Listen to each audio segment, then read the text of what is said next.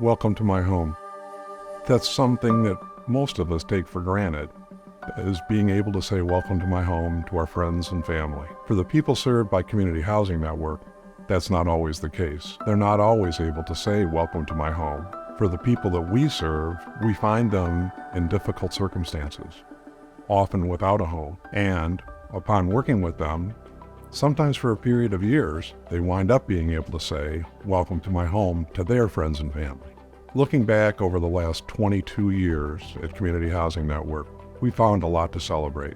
Last year, our Housing Resource Center was able to help over 27,000 people. We also have helped hundreds through street outreach and other housing programs. Our dedicated staff find tailored housing solutions for people here locally and across Michigan who are experiencing housing crisis, facing a disability or other challenge in their lives.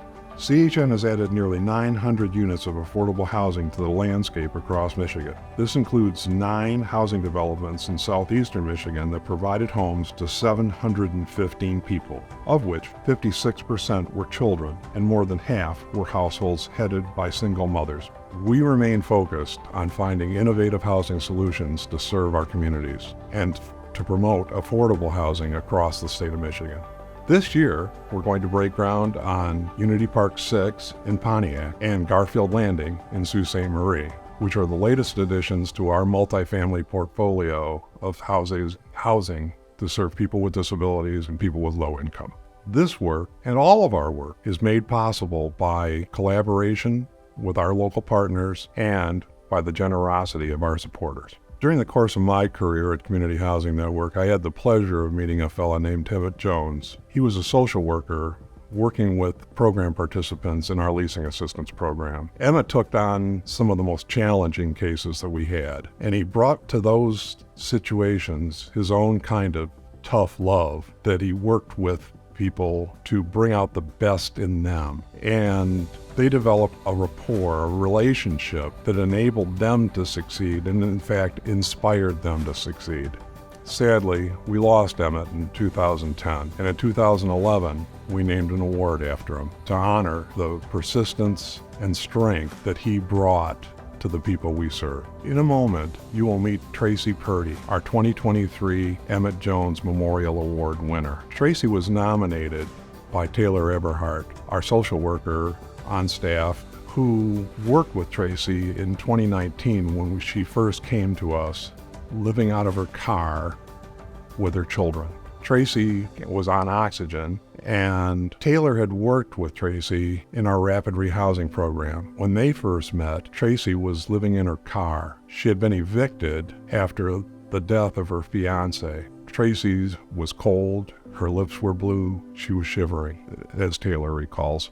Talk about a journey. Tracy came from homelessness through hard work, perseverance, and strength, and the support of Taylor and other people at Community Housing Network, to now being housed herself with her kids and actually becoming a landlord and helping others to achieve stable, affordable housing too. Talk about a success story. What a turnaround. The relationship I was in was not good.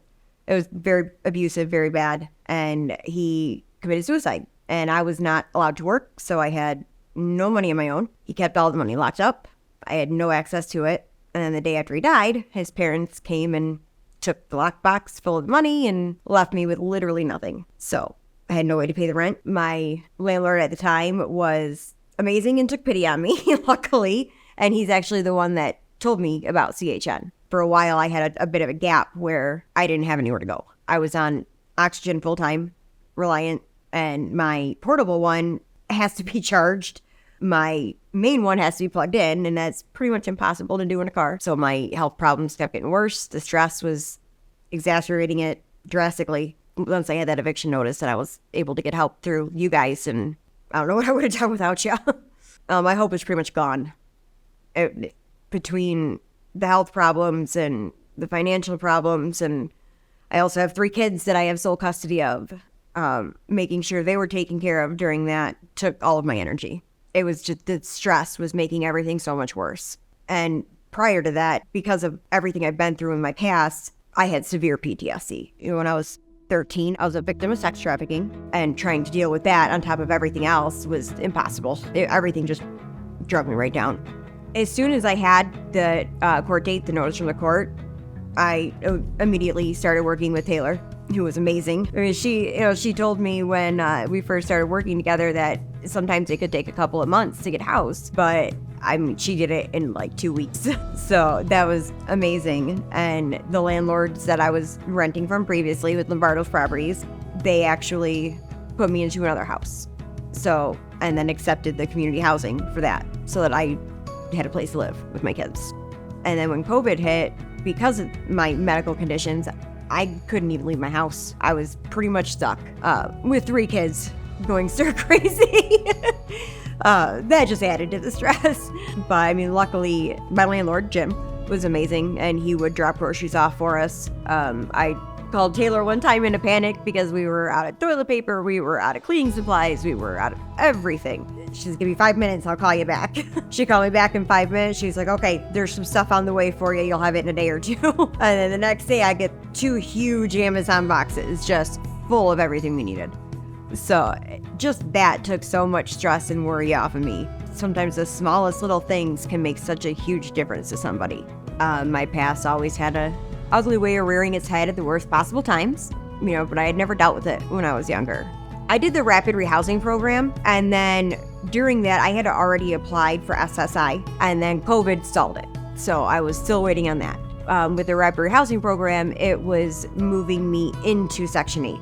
But because of COVID, everything was taking longer, so I ended up being in the rapid rehousing program longer than someone typically is. But then I was able to move over to the housing choice voucher. With the rapid rehousing program, I had a small portion that I was responsible for paying because of my health stuff. There was just no way I was able to work yet. That was not under control. And until that was under control, there was not a whole lot I could do. Jim actually kind of, suggested that I help them with like some paperwork stuff that I could do from home to cover my portion of the rent. So I started doing that, which I really enjoyed. And, he had me kind of like processing applications and, doing paperwork for different community programs and stuff like that. And so it gave me the opportunity to kind of, see other people that were in a similar position to what I had just been in. With me doing the applications, some of those probably would not have gotten approved otherwise, but if I wouldn't have been given that opportunity, I never would have been able to pull myself out of that alone. So I wanted to, try to give somebody else that opportunity that I had. Eventually, I was basically just kind of hired on as their leasing agent and community programs person, and now I handle all of it. If any paperwork for community housing or Section 8 or Lighthouse or anybody comes through, then it goes through me, which I love. I love that I can now help people out like that. If I would not have been able to get help with housing, I would have died. There's no ifs or ands about it. It helped me be able to stabilize my medical stuff. My kids had a home, they were safe, they had a roof over their head, and I wasn't gonna lose it.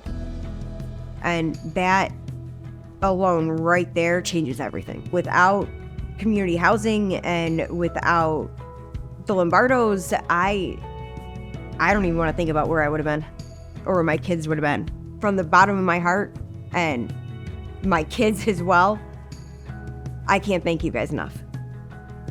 You saved my life.